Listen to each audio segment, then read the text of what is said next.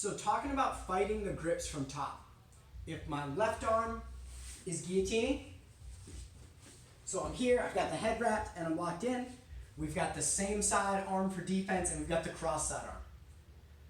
From the moment I start my guillotine, I am typically getting this arm out of the offense. Basically, I'm either using my chest, or I'm underhooking or overhooking or wrist control or bicep tie to prevent this arm from crossing. So we'll talk about that in a second, but this is the much more common arm that I see show up. So we're here. I like to let this arm grab this hand.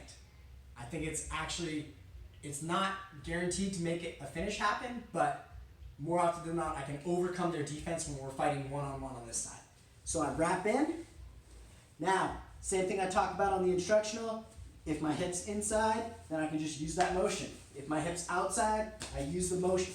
So the same thing we just talked about on the top finishing details, the same thing we talked about in the instructional about how to finish that hip.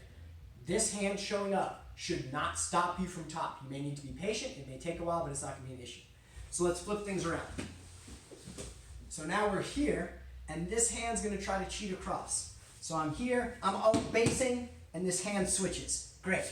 So the first thing I can do is grab the hand. Now I'll reach in and make an arm in grip. So it's gonna go like this. 1, 2, we're kind of handshaking. This hand comes over the top, I grab all three. So now I've got this sandwich. Boom, boom. The sandwich stays in the neck the same way. Now, hip drops, shoulder replaces elbow, and I get the tap. So I make that hand sandwich the same way I do it from bottom, boom, get the kill.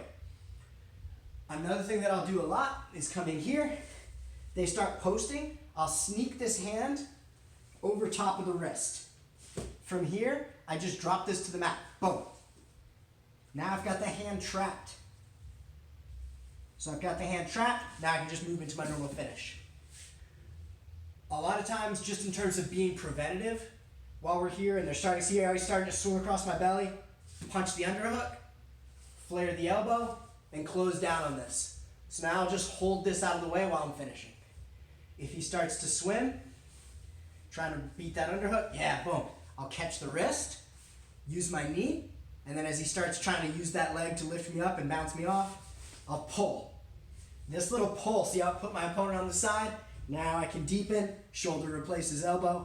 You get a nice tasty finish. So I'm using that overhook, that underhook, and that wrist control as well as this to bridge across to defeat this arm. If it gets in and I can use the sandwich grip to finish, I'll do that.